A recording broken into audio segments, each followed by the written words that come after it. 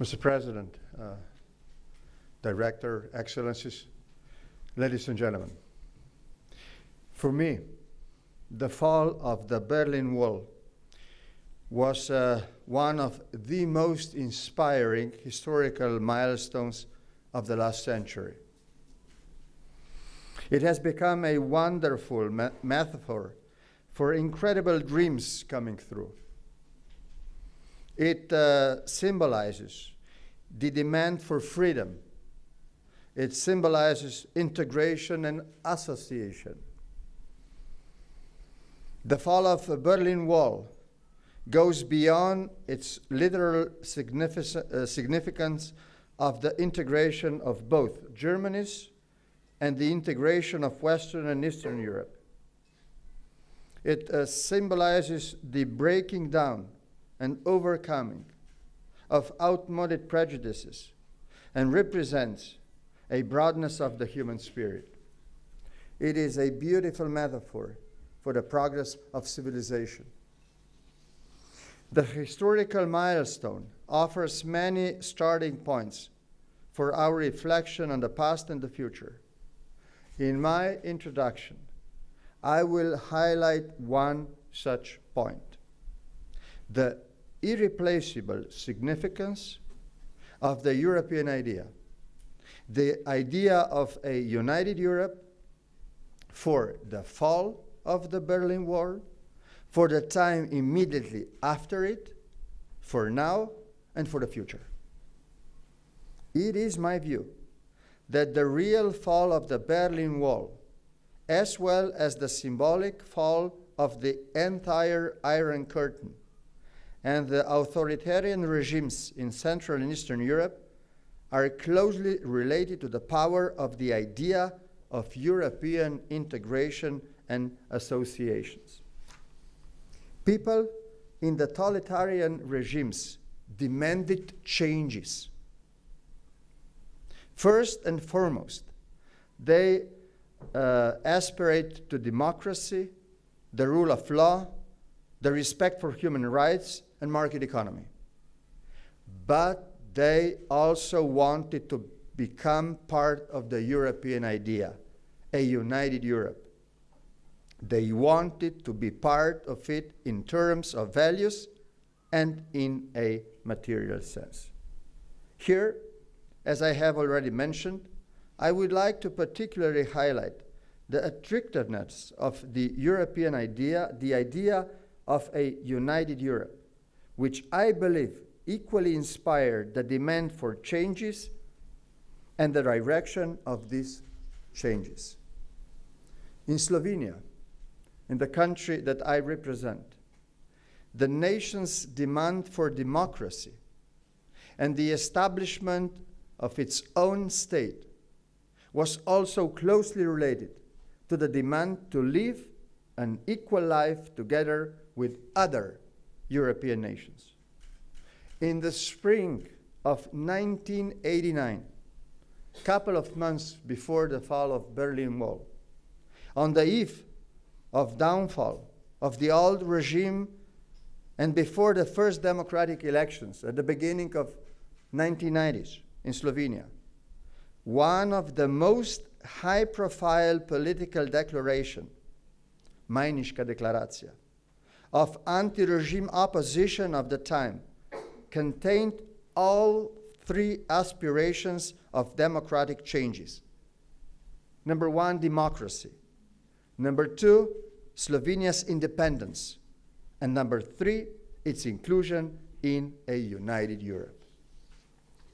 This is of a great importance. We see that nations took the opportunity of democratic transition to establish their own states, but always in the context of their living in a united Europe. 15 years after these democratic changes, Central and Eastern European countries, with the exception of the Western Balkan countries, become equal members of the European Union. Today, the development of the European Union has somewhat come to the standstill. However, historical and temporal distance allow us to see its first 30 years after the fall of the Berlin Wall in a positive light. The essence of the European idea is that there is more that brings us together than sets us apart. The current standstill, in particular, shows that it is important for integration processes in the European Union to also take into account what set us apart as a part of the colorful pluralism of our identities. I emphasize this because democratic changes in this time, before and after the fall of the Berlin Wall, were greatly inspired by consensual politics, that it is the politics that primarily sought out what brings us together within both national and European frameworks. It seems that in recent years, the effectiveness of the European idea has diminished. We are witnessing the rise of a more conflicting politics, which directs people to stigmatize, attack, or exclude others in order to highlight their identity, be it political or national. What I want to say is that the fall of the Berlin Wall 30 years ago belonged to the time when this consensual politics, the politics of inclusion and not exclusion, predominated 30 years ago. Until recently, it was strong and persuasive enough to ensure 30 years of all-around progress. Today we have to pay attention to the rise of the conflicting politics that it is exclusionary. This type of politics negates the noble values of the European idea, which are integration and association. It also negates the efforts to find a common denominator.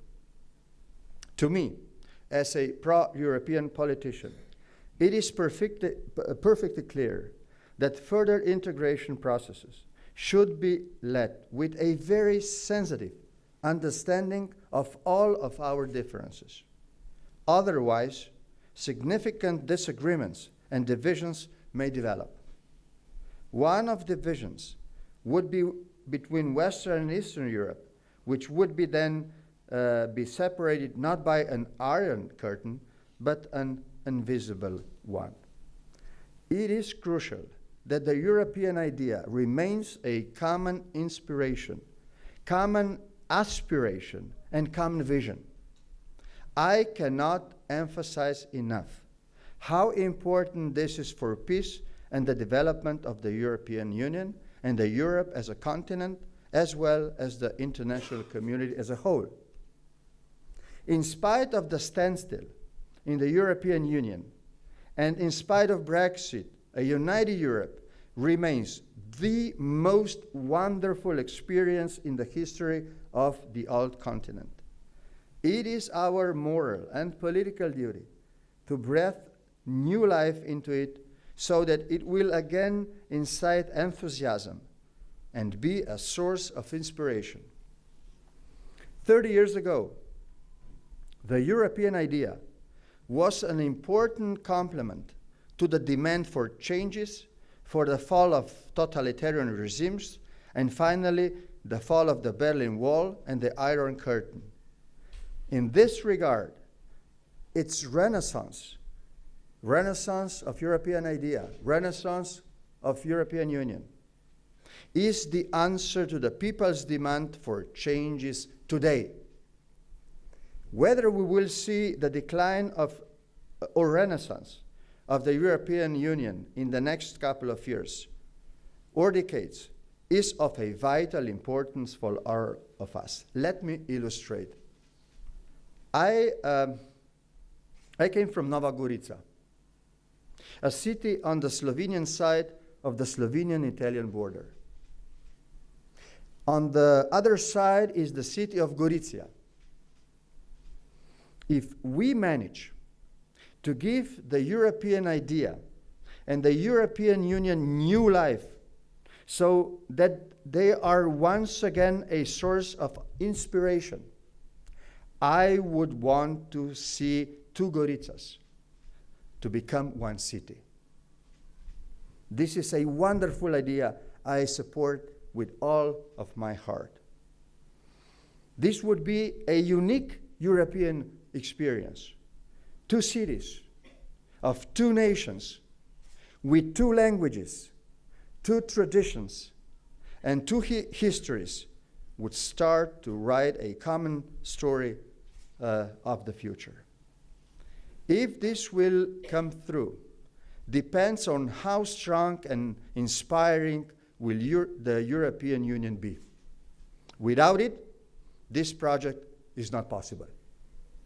With this example, I wanted to demonstrate how even 30 years after the fall of the Berlin Wall, the European idea is of a vital importance for further development of democracy, the rule of law, the respect for human rights, and our life together, for the prevalence of the politics that unites.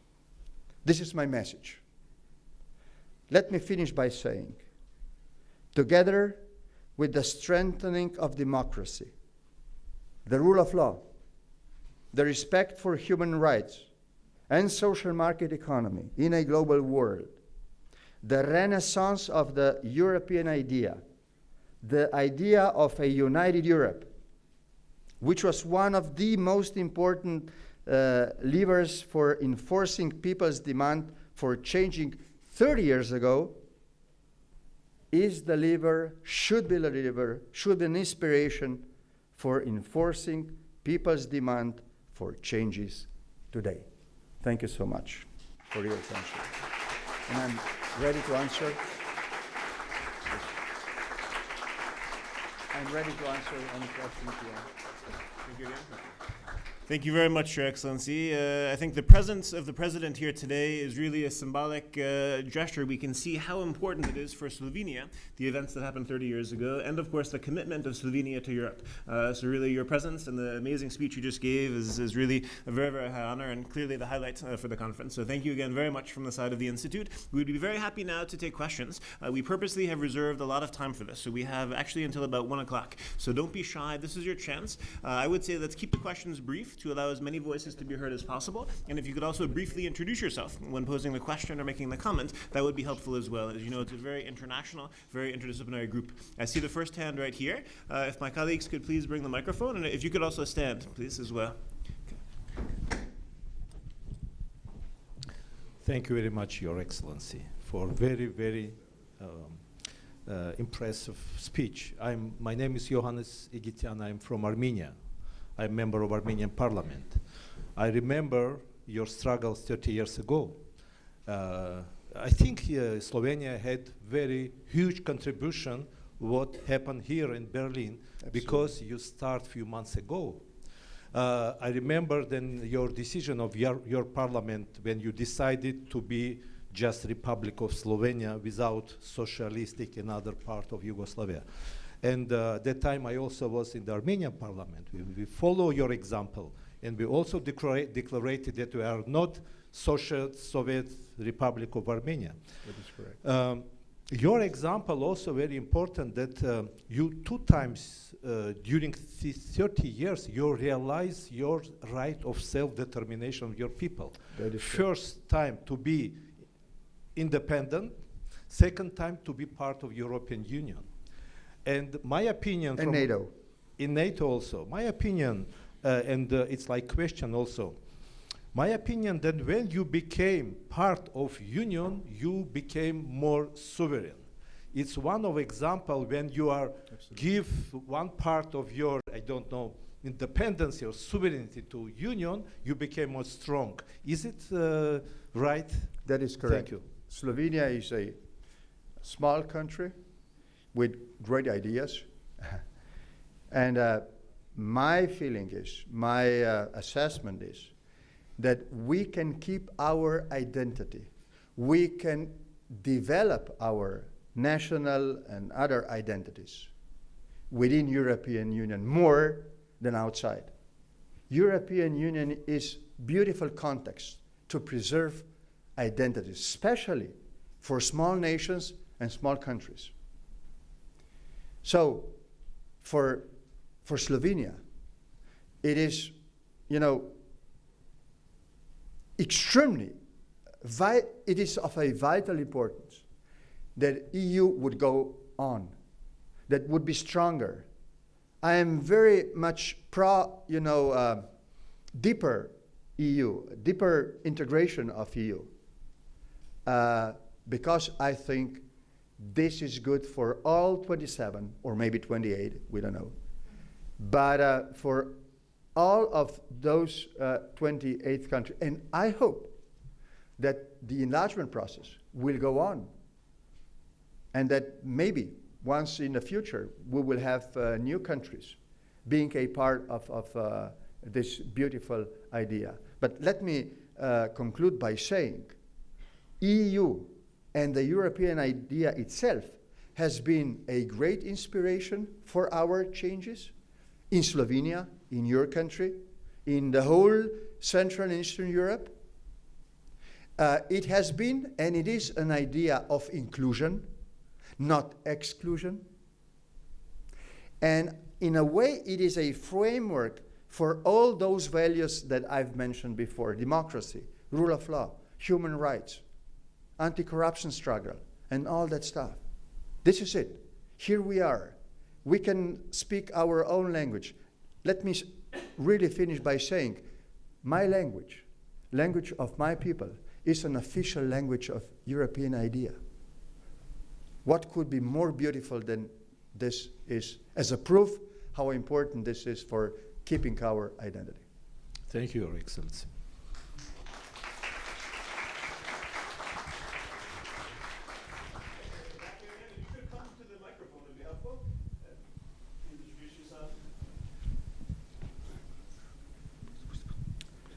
Thank you. Maximilian Hoffmann, I'm the Secretary General of the Foreign Council and Economic Relations. Excellency, thank you for your keynote speech. My question is, what are the main topics for your president's agenda for the next 3 years in a European context? Well, it's not in my capacity.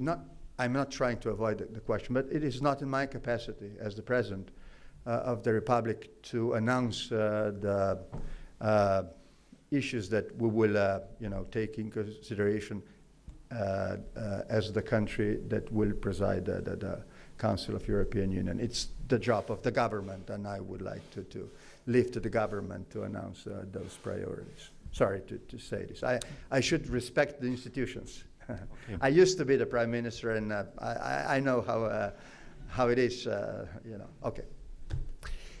So I have to respect the institution of the government. The institution will announce these priorities. But what I would like to see is when we will now elect the new European Commission, I would like to see the Brexit solved, in a more, in the best way possible. Then I would like to see the Commission would deal with illegal migrations, because this is an issue that at the moment divides European Union. We shall come for some sort of consensus how to deal with this issue. And also, and this is my question, my answer to your question is that I would like also to focus on the debate of future of Europe. We have to have a little bit more elaborated idea where and how we will go in next couple of years, maybe 10 or 15 years from now. And I can see Europe as a much more stronger union than today if we would be brave enough, determined enough, open enough for new ideas, and patient enough to take everybody on board, as I said in my speech, not exclude anybody, also those who are against Europe, because everyone is now, the part of this beautiful 500 million European Union family. Thank you for your answer. Okay. There was another hand here, please. You can approach the microphone. Your Excellency, thank you for having this opportunity to hear you. My name is Mita Raskucha. I am a mayor of Prizren from Kosovo. I would like to ask your opinion about the integration of Western Balkans to European Union, and especially the latest decision of not opening the negotiations for Albania and Western Macedonia. Well, as I said publicly often, I think it was a mistake made by the Council not to, maintain the word. I think North Macedonia has gone through the hell negotiating with Greece a very, very good agreement. And everybody has said before that in case the agreement would be there, the Council would give a green light for further negotiations, for the start of negotiations. And now, this is not the case, and it's not good. But let me say one thing. As you know, I am co-chairman of this Brdo Briuni process that invites all leaders from the region to debate the future. My advice would be as follows. Maybe the enlargement process will not be number one on the top list of priorities of European Commission and the Council. Nevertheless, it is up to these nations and these countries to debate bilaterally and in a multilateral framework all problems that they shared among, and try to find a good and proper solution to these problems in a peaceful way. I think there is a future for Western Balkans to be integrated in European Union in case countries and nations down there would solve their problems in good spirit, in goodwill, via dialogue, in a peaceful manner. I would support such a dialogue very strongly. So there is not necessarily a waste of time in next couple of years when Commission and Council and House back in Brussels will focus on internal problems of EU. No, this time could be used very efficiently in the region, solving problems. And I'll be with some of your leaders in a couple of weeks to Novi Sad to talk about these issues and others. The position of Slovenia is unique. We are friends with everybody in the region, with every nation, every leader, every country. So, in case we could be of assistance, not to teach, but to be there as a partner, we will do our job, definitely. Thank you.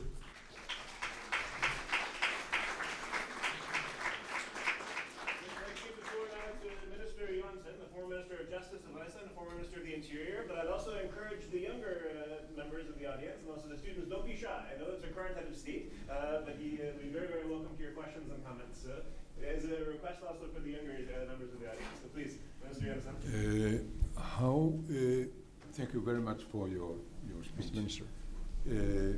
How would you explain the rising anti-European Union sentiment in many European countries, not anti-European cooperation sentiment, but European Union sentiment?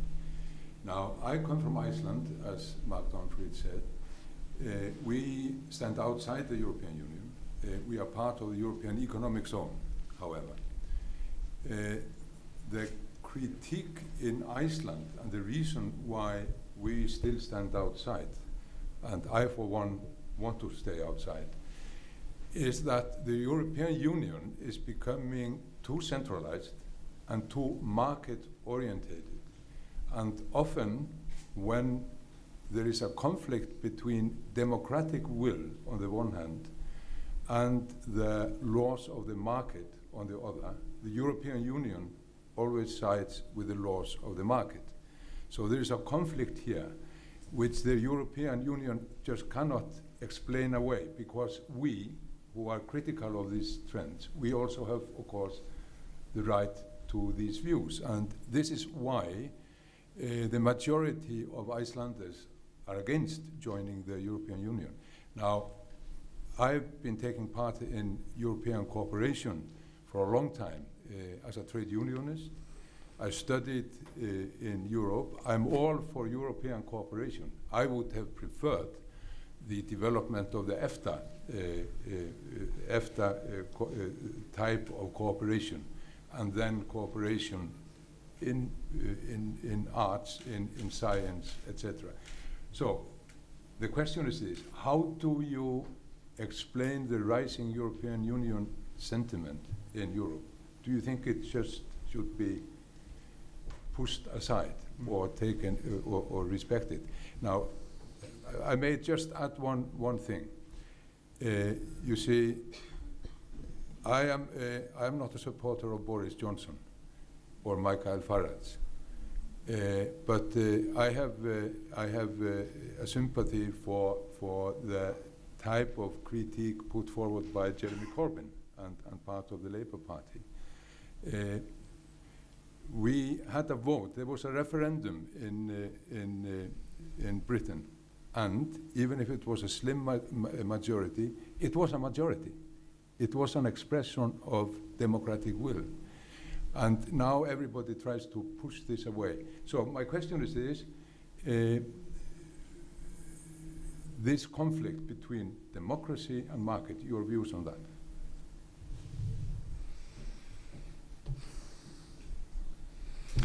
As President said before, bread and freedom.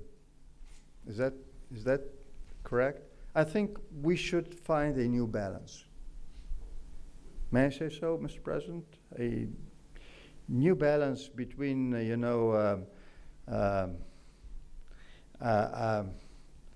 giving the bread and giving the freedom, or taking the bread and taking the freedom. The expectations after democratic changes have been very, very strong. Maybe the reality then, made some sort of disappointments. But this is the part of reality that we politicians should have in front of our eyes. What I was trying to say today, and what I'm trying to do now, is to invite everyone to debate the future of this great idea, because in the moment it is in some sort of crisis. And I would not exclude anybody. The problem at the moment with European idea is that those guys who are very much in favor of federal Europe, I am among them, would try to neglect the opinion of those who are very much against it. And those against, they don't want to hear about our arguments. There is a lack of dialogue at the moment. And this is fascinating. I mean, the whole European idea is about getting into dialogue and try to get out of the dialogue those things that they are connecting us, more than, put us apart. So my answer to your question is, we are in a situation that we are. At the moment, the only way out is a very, very strong, vital dialogue at all levels, from the Commission, Council, Parliament, national parliaments, among people all over the places, to get out with some sort of consensus what is, the main strategy that we all together will go for the future.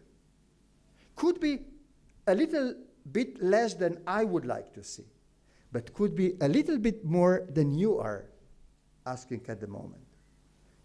For decades after the fall of Berlin Wall, there has been a consensus.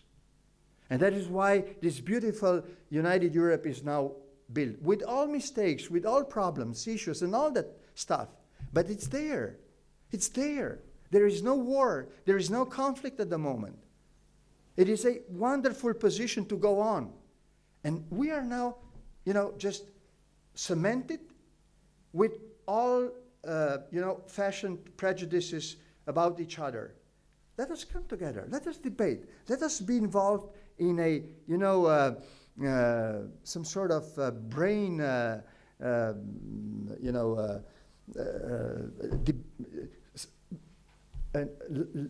lively debate about the future of Europe. This is, I think, at the moment, what is needed for the renaissance of the European Union. We should never forget that maybe the dialogue is not enough, but without the dialogue, everything else is for nothing. Okay?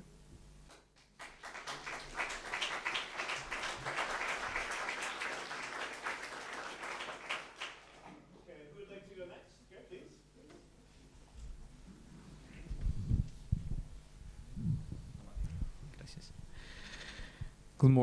Good morning. I'm Diego. I'm a professor at the university in Brazil. And I would like to question, not question you, but ask something about China.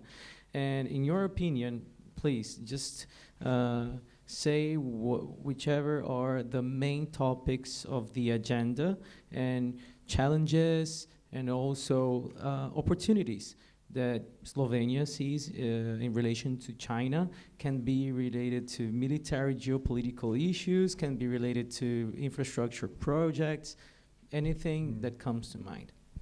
Well, first of all, we have excellent relations, bilateral relations with China as a country. And I'll do my best, and the government will do its best to maintain and to develop these relations. But it is important to recognize that basically Slovenia is one of 27, 28 that are negotiating together on the future relations with China. The weight of Slovenia is stronger within EU.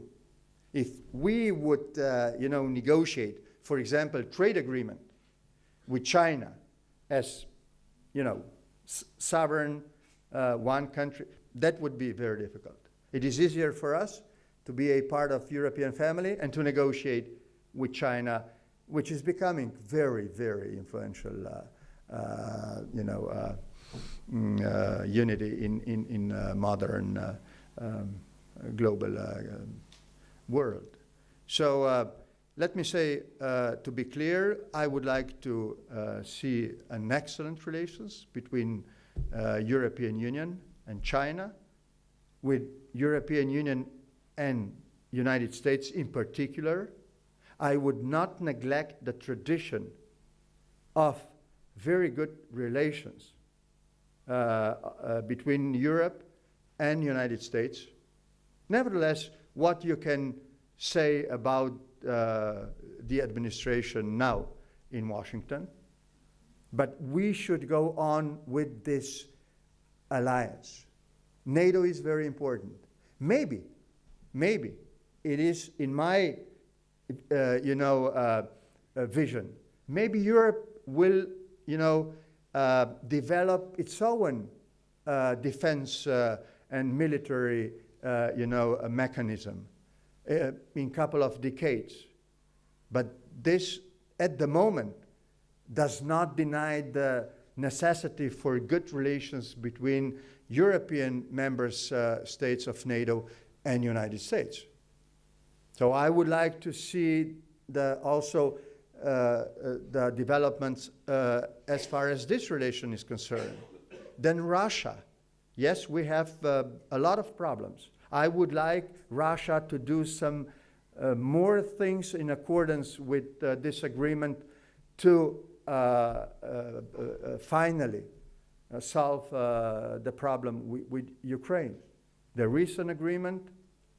Russia is obliged to follow the agreement. I would like to see this huge country there to do some steps of goodwill to show that it is ready to finally make an end to this chapter of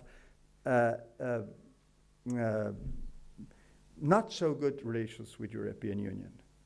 So I would like to see a little bit more dialogue with Turkey. I am sometimes frustrated when I saw what is going on there with democracy, rule of law, and all that stuff. And I can recognize that Turkey is not in very good position at the moment to solve all those questions after coup d'etat and all that stuff. So let us be engaged in world affairs. At the moment, Europe has its strong voice in international affairs because it is too much divided. It is searching for itself. That is why I said there is a huge need to make a step further, to make a step further, to make Europe a little bit more strong. And there is a question that Sir asked me before, how to make it to have on board those who are against the, federal Europe or, very strong central powers back in Brussels.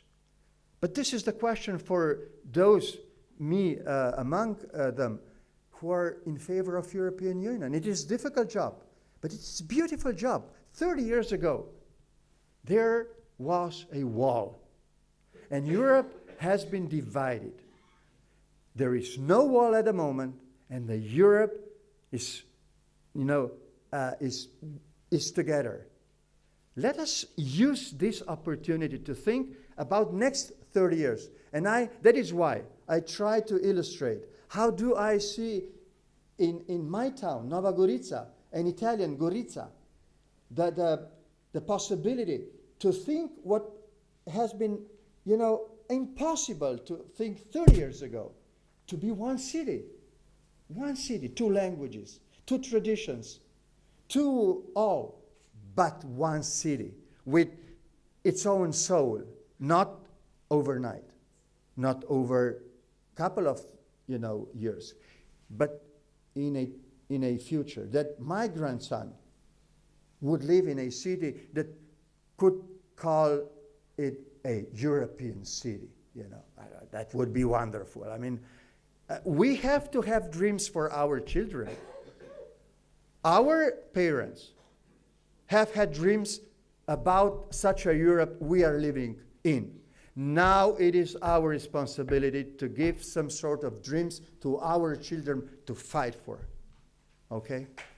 Okay, thank you.